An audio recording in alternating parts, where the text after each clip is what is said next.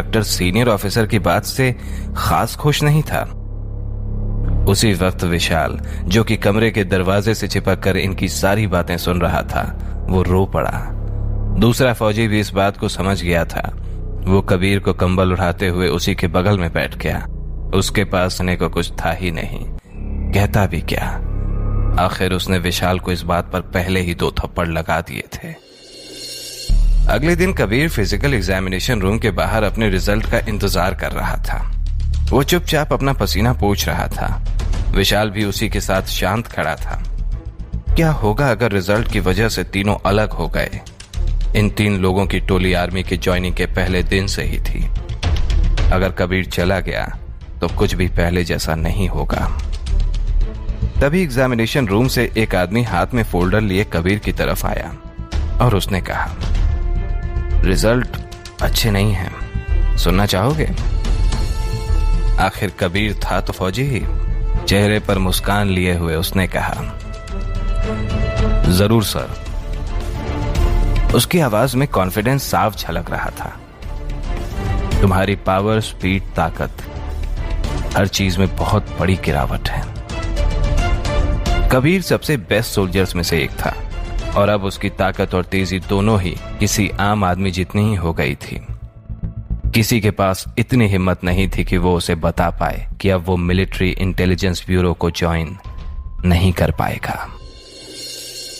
उस आदमी की बात सुनने के बाद भी कबीर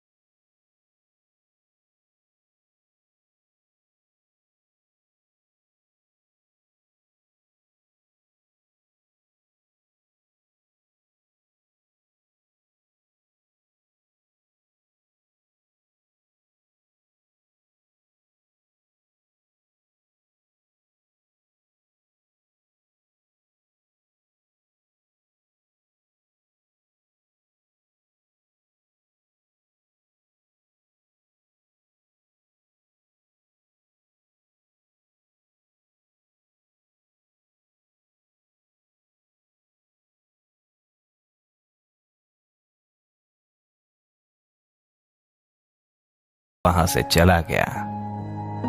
टीम इंस्ट्रक्टर के ऑफिस में कबीर अब पहुंच चुका था। कबीर, मैं चाहता हूं कि तुम रुको। तुम लड़ नहीं सकते, लेकिन मेरे साथ एज अ टीम इंस्ट्रक्टर काम कर सकते हो। सर, मैं अब एक ब्रेक लेकर कुछ समय एंजॉय करना चाहता हूं। कबीर ने हंसते हंसते कहा, वैसे भी आप तो मुझे जानते ही हैं, मैं मिलिट्री में सिर्फ अपनी अच्छी छाप छोड़ना चाहता हूं। लेकिन तुम अब भी बहुत अच्छे फौजी हो, लेकिन बेस्ट नहीं रहा सर। कबीर की ये बात सुनकर टीम इंस्ट्रक्टर इसके बाद कुछ नहीं बोल पाया।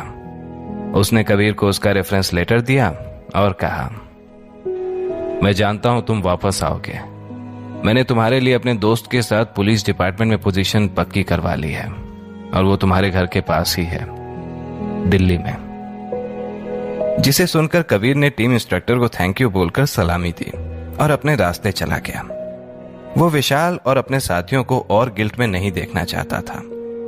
सभी ने मिलिट्री इंटेलिजेंस ब्यूरो में ज्वाइनिंग के लिए बहुत मेहनत की थी और वो भी कई सालों तक। वो नहीं चाहता था कि उसके साथी उसकी वजह से मिलिट्री इंटेलिजेंस ब्यूरो छोड़ दें।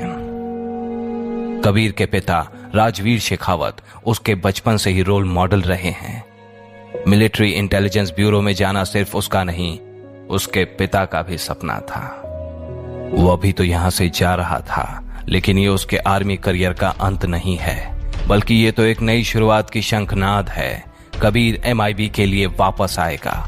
कबीर के अंदर का फौजी सिर्फ एक एक्सीडेंट की वजह से उसे अपना सपना छोड़ने नहीं दे सकता था। जैसे ही कबीर मिलिट्री कैंप के गेट तक पहुंचा, उसने एक आखिरी बार अपने बेस कैंप की ओर जी भर के देखा। उसने इस जगह पर अपनी लाइफ के सबसे बेहतरीन लम्हे बिताए थे।